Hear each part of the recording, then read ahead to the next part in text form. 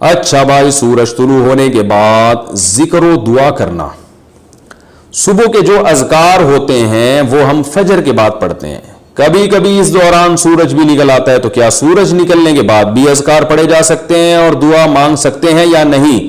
ندا صاحبہ انڈیا سے. جی ہاں بھائی، سورج نکلتے ہی صرف نماز اور سجدہ حرام ہو جاتا ہے، باقی تمام اذکار پڑھ سکتے ہیں، دعا بھی مانگ سکتے ہیں. شادی کے بعد بیماری کا علم ہوا تو کیا کریں؟ اگر شادی کے بعد شوہر یا بیوی کی کسی بیماری کا پتہ چلے جو شادی سے پہلے چھپائی گئی ہو، اس کی وجہ سے بچوں کے آنے کے کم چانسز ہوں، تو کیا اس بنا پر طلاق دی جا سکتی ہے؟ بنت سعید کراچی سے. شادی بیاہ سے پہلے دھوکہ دینا بالکل حرام ہے، خاص طور پر اولاد کے معاملے میں. اگر کوئی عورت بانجھ ہے اور وہ شادی سے پہلے نہیں بتاتی کہ میں بانجھ ہوں، میرے اولاد نہیں ہوگی، تو یہ بہت بڑا دھوکہ ہے. کیونکہ دیکھیں، اسلام میں کیا بلکہ فطرت نے مرد اور عورت کا جو ملاپ رکھا ہے اس کی بیسک وجہ ہی نسل بڑھانا ہے. یہ بنیادی وجہ ہے کہ ہر مخلوق میں یہی ہے، نر اور مادہ کا جو نظام اللہ نے بنایا وہ نسل بڑھانے کے لیے بنایا ہے. تو نکاح جو کیا جاتا ہے اس کی بنیادی وجہ ہے نسل بڑھانا. تو یہی چیز اگر نہیں ہے تو اس کو پہلے کلیئر کرنا ضروری ہے. عورت اگر بانجھ ہے وہ پہلے بتا دے میرے اولاد نہیں ہوگی، یا میرے 1-2 بچوں سے زیادہ نہیں ہو سکتے، کوئی بیماری ہے. مرد اگر بانجھ ہے پہلے بتا دے بھائی میرے جو ہے نا اولاد نہیں ہو سکتی، رپورٹ یہی ہے، یا میں نامرد ہوں. تو یہ پہلے بتانا اس پہ ضروری ہے. بہت سے مرد نامرد ہوتے ہیں، دھوکہ دے کے عورت سے شادی کر کے زندگی عذاب میں ڈال دیتے ہیں اس کی. اور بعض عورتیں بانجھ ہوتی ہیں وہ نہیں بتاتی پہلے.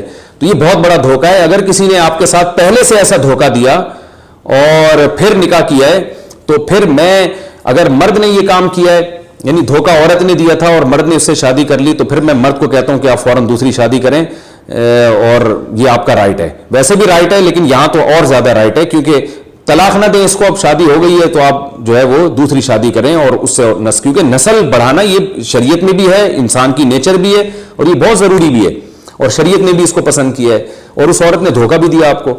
اور اگر مرد نے پہلے دھوکہ دیا، دھوکہ مرد نے دیا، اس نے اپنے آپ کو یہ نہیں شو کیا کہ میں نامرد ہوں، یا اس نے یہ نہیں شو کیا کہ میرے اولاد نہیں ہوگی، اور دھوکے سے عورت سے شادی کر لی، تو میں پھر خواتین کو مشورہ یہ دیتا ہوں کہ اس سے طلاق لی جائے.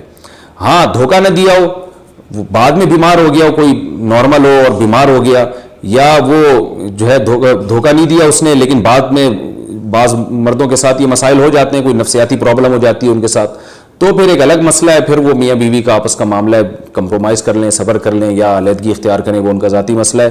تو ہر ایک کی فیلڈ میں ٹانگ بھی نہیں آنا چاہیے وہ، اور ہر ایک کو مشورہ جنرلی دیا بھی نہیں جا سکتا جب تک ہر ایک کے الگ الگ حالات سامنے نہ آئے. لیکن اگر کسی آدمی نے دھوکہ دیا ہے اور اس نے پہلے سے یہ شو نہیں کیا کہ میں نامرد ہوں، پھر اگر اس نے شادی کی ہے تو اصول یہی ہے کہ عورت کو اس سے طلاق لے لینی چاہیے.